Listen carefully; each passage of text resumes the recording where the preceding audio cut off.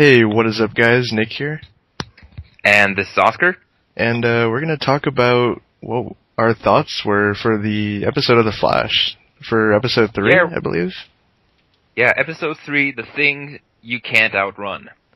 Yeah, so, just right away, just looking at the title, there's a lot of feels in that, heavy thematic behind it and stuff. Oh yeah, definitely.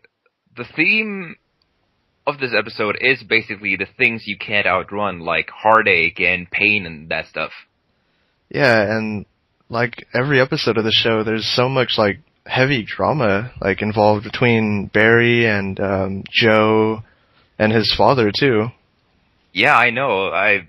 The feels in this show are so great, and there's so many good feel moments.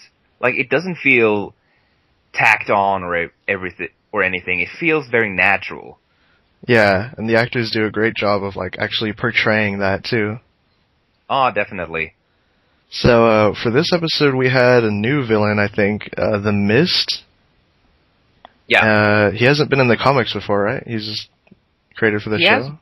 He has been in the comics before, but it's kind of different since in the comics he's the son of Starman. Okay, yeah, so they had a new origin for him. This time he was sentenced to death right before the particle accelerator exploded. Yeah. And that's why he got his powers, because, the cyanide gas that was supposed to kill him or something, made his cells, connect with that, and basically he can, turn himself into that, so it's kind of interesting. Yeah, he can snuff up the air in any person that he chooses to suffocate, basically. Yeah, and, there's also a subplot going on with, Joe, again, trying to investigate more into who really killed Barry's mom. Yeah, because now that Joe knows all this crazy, superhero stuff that is going on, he actually believes Barry a lot more.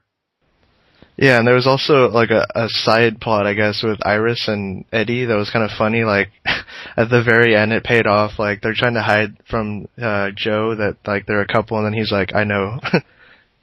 Yeah, I wasn't very interested in that, but the joke that they had at the very end of that story arc was very fun. Yeah. Joe said that, unfortunately, the hospital staff took away my gun.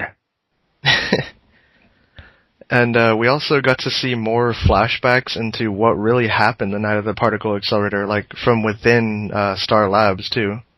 Yeah, we got to see Ronnie Raymond in this episode. Yeah, they're setting up for his Firestorm appearance, which is somewhere down in the season. Yeah, and he's basically the engineer of the particle accelerator. Yeah, so we're probably gonna see him come back like Dr. Manhattan or something. Probably. They have said that they will go full-on out Firestorm with the fire hair, the costume, and everything. So I'm really looking forward to that. Yeah, and going back to the flashbacks, there are some good character moments, I think, between Barry and Caitlin this episode. Yeah, definitely. I don't think they're building up to a romance or anything because we already have that much romance bullshit in the show. But I think they're gonna build a very strong friendship with each other. I think it's due to they both have lost someone and they can, relate to each other and stuff. Exactly.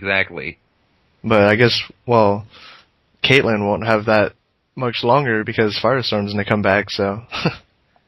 Yeah, and in this episode we also learned that they will turn the particle accelerator into somewhat of a makeshift prison for all these metahumans.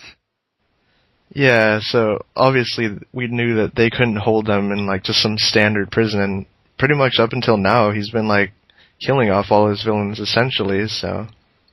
Yeah, there are only two. Yeah, they're setting up for some type of a big breakout event possibly later on. Yeah, and especially with Captain Cold being played by a guy from Prison Break.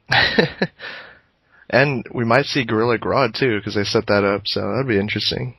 Yeah, that would be very interesting. And Something I really liked this episode was a speech that Joe had for Barry when Barry was distraught over that he couldn't save a woman from the mist, and she basically died. But Joe told him that, for every one that you save, there's going to be at least one that you can save, and that is a very important lesson for a superhero to learn. Yeah, because they usually get, hung up over people they can't save, and that, causes them to go into depression and all that sort of stuff. Yeah, for God's sake, Spider-Man is still moping about Gwen Stacy. But another thing that I also liked about this episode is we get to see more of Harrison Wells' background, too. Yeah, that dude is kind of elusive. It's pretty, they're setting up for basically him. I think from now we can tell that he's from the future, for sure. Yeah. But we don't know exactly who he is. Exactly. I mean, as much evidence that there is pointing at him being Reverse Flash, there are still a few questions that still needs to be answered, basically. But we found out that he set up for this entire thing to basically go haywire. And he monitored Barry Allen in his police lab and made sure that the lightning bolt hit him.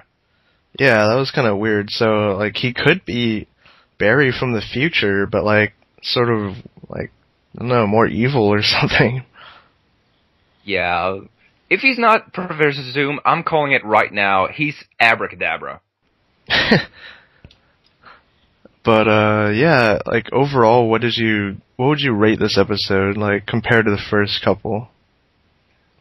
To the first couple, I would probably say that this is probably on par with the last one. Yeah, I actually like this one more than the last one. I think it's still not as good as the pilot, but I think this is my second favorite episode now, I think. Yeah, I agree. Because I really like the dramatic parts of this episode and the character moments that we're setting up for future appearances and stuff. Exactly. And I'm really looking forward to the next episode, which is going to have Captain Cold in it. Is there going to be a different villain too? Because I think they said that there would be Captain Cold and another member of the Rogues.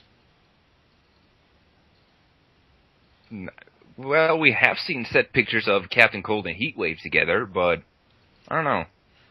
Yeah, so, we know Captain Cold will be there, and then we know that the Weather Wizard is coming back, the real one, so that'll be interesting. Yeah, and also Felicity will show up in the next episode. Yeah, that's kind of a bummer. Yeah, more stupid romance bullshit, but it's a CW, what could he do? Yeah, but I guess that about wraps it up for this week's episode, and catch us next week. I'm Nick, signing off here. And I'm Oscar. And we'll see you guys next week. Chill out, guys.